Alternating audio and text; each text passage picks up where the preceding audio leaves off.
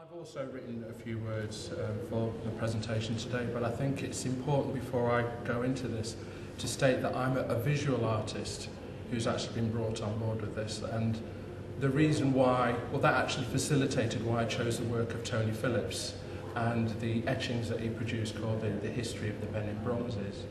The reason why I found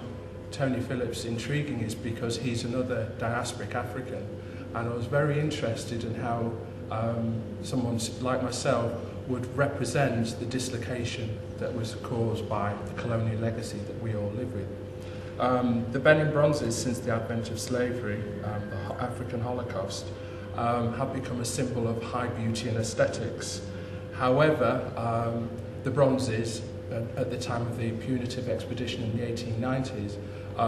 were removed, and this also became symbolic of our African heritage that has been removed and led to this dislocated legacy that we're now having to live with today.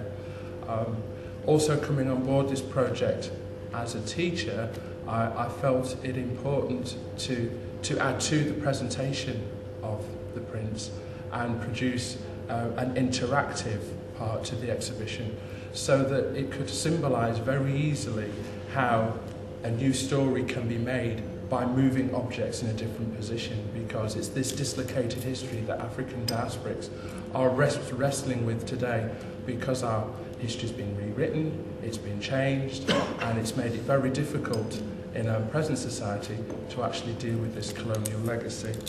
The history of the Benin Bronzes, as I've just mentioned, as mentioned in the exhibition,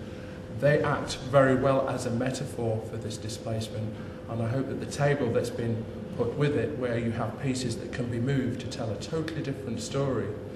will illustrate this point. Okay. Any questions?